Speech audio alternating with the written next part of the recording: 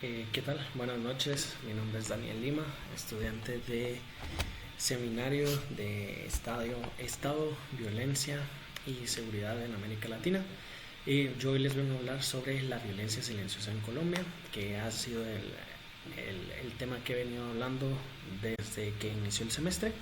Entonces yo les quiero venir a ampliar un poquito más en este video y con una presentación un poquito más sobre lo que es el tema. En el año 2016, el mundo entero fijó sus ojos en el Teatro Colón de Bogotá, en donde se llevó a cabo la firma de acuerdos de paz entre el Estado colombiano y las FARC. No solo prometía poner fin a más de medio siglo de conflicto interno, sino que se veía como uno de los hitos políticos más esperados del siglo XXI en América Latina. ¿Por qué? Porque llevaban, como se menciona, más de 50 años en guerra y se quería llegar ya a un punto final por todo lo sucedido y lo trágico que pasó en Colombia durante este tiempo. Para millones de personas fue un cierre definitivo de una era de dolor, desplazamiento y muerte, no solo de seres queridos, sino también de conocidos. Sin embargo, la historia nos ha demostrado repetidamente que la paz no es un decreto ni se consolida únicamente con una simple firma de paz. Creo que también lo hemos visto aquí en Guatemala o en los casos que vimos en la clase, como lo fue Argentina, Chile, Guatemala incluso. Es un tanto distinto y se lleva de una manera diferente. Mientras en los centros urbanos se celebraba el fin de la guerra y se teorizaba sobre el progreso en las periferias rurales del país, comenzaba a gestarse una realidad dramática y un poco distinta. En regiones históricamente vulneradas como lo son el Cauca, el Catatumbo, Arauca o el Choco, el silencio de los fusiles de la principal guerrilla no trajo la calma, sino una nueva dinámica de violencia. Y de esto es a lo que yo les vengo a hablar hoy.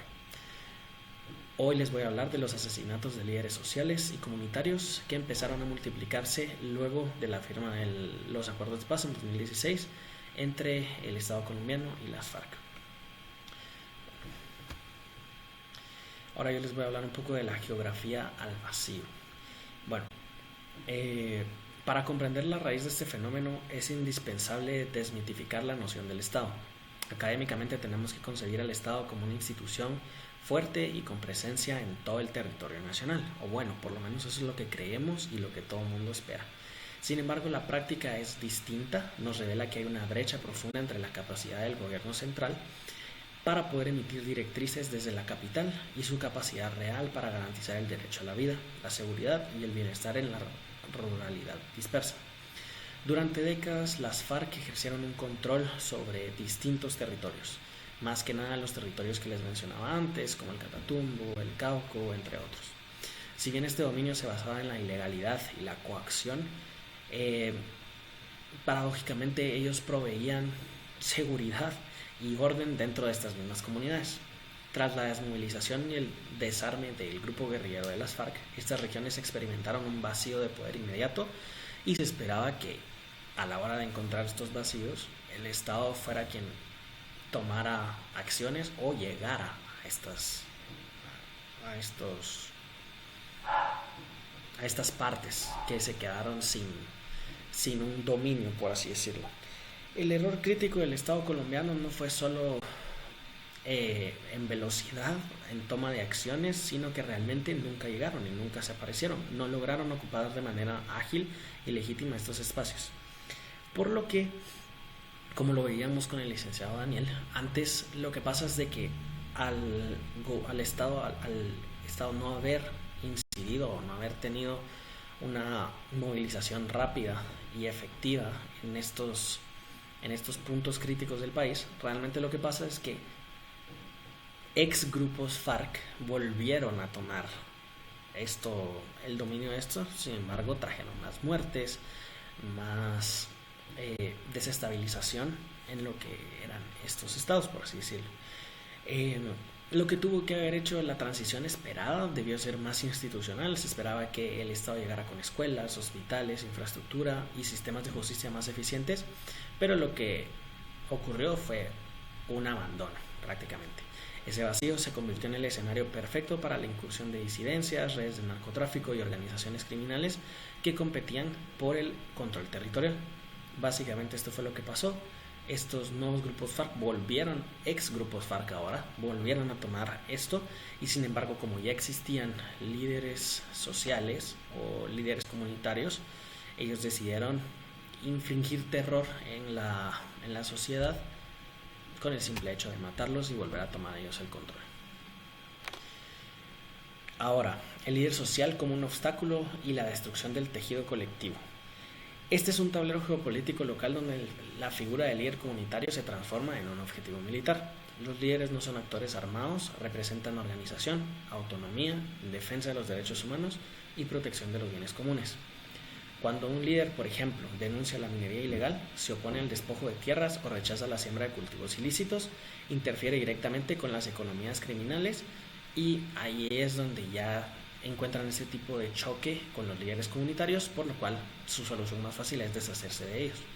Por lo tanto, debemos entender que el asesinato de un líder social no es simplemente la eliminación de un individuo, es un ataque prácticamente hacia la comunidad o hacia su estructura como tal. El impacto no es únicamente por la muerte o la baja de esta persona, sino que también es psicológico y devasta a toda la comunidad. Al silenciar a una voz de referencia, el mensaje para el resto de la población es explícito, y lo que buscan es que cualquier intento de resistencia o participación ciudadana puede prácticamente pagarse con la vida. El miedo reemplaza la confianza, a los proyectos colectivos se disuelven y la comunidad pierde su capacidad de acción cohesionada. La violencia cumple así su verdadero propósito estructural, el cual es desarticular la organización social que se venía haciendo en esta comunidad prácticamente. Luego tenemos la diversidad en la residencia. Esta problemática no puede aislarse de factores estructurales históricos. Al analizar el perfil de las víctimas, observamos que la gran mayoría pertenece a comunidades indígenas, afrodescendientes y campesinos. Esto creo que fue algo en lo que me enfaticé a la hora de presentar la semana pasada. Sí es bien marcado cómo estas estructuras criminales se enfocan en cierto tipo de líderes comunitarios y son directamente a los que atacan a la hora de querer ellos desestabilizar estas estructuras organizacionales de las comunidades. Esto nos desvela la persistencia de jerarquías sociales heredadas desde la época colonial. Existe una continuidad latente donde las poblaciones rurales son tratadas bajo una lógica de marginalidad, considerándolas en el peor de los casos sectores secundarios o prescindibles en el debate nacional. A esta desigualdad se le suma un catalizador, el cual es la impunidad, la debilidad del sistema judicial colombiano, el cual, como todos conocemos, es bastante corrupto y aparte tiene bastantes vínculos con el narco,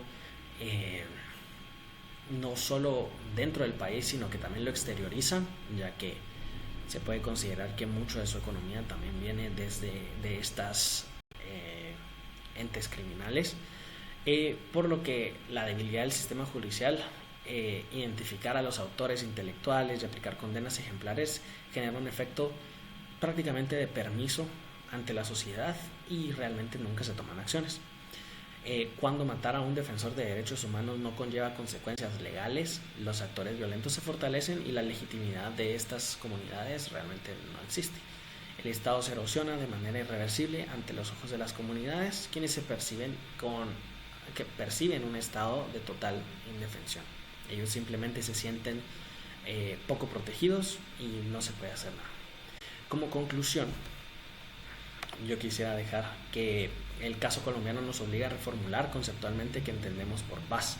Si limitamos la paz a la ausencia de confrontación armada entre grandes ejércitos o el silencio temporal de las armas, estamos aceptando una definición incompleta y superficial. Una sociedad no puede considerarse verdaderamente democrática ni pacífica mientras existen comunidades enteras obligadas a guardar silencio para sobrevivir, o donde la defensa del territorio equivalga a una sentencia de muerte prácticamente. El asesinato sistemático de líderes comunitarios en el posacuerdo es la prueba fehaciente de que las dinámicas de la violencia mutan, pero persisten, si no se transforman las causas económicas y sociales que les dieron su origen. La construcción de una estabilidad duradera requiere justicia social, inclusión étnica y la presencia integral de instituciones legítimas. Proteger a quienes defienden a sus comunidades no es solo un deber humanitario urgente, sino es la única vía posible para garantizar que exista un cambio en el país. Entonces yo los quisiera dejar con una frase. Esta frase es: la paz verdadera no puede entenderse únicamente como el silencio de los fusiles, sino como la presencia de la justicia social, igualdad y la protección efectiva de quienes defienden la vida de sus propios territorios, hacia una democracia verdaderamente inclusiva. Muchas gracias.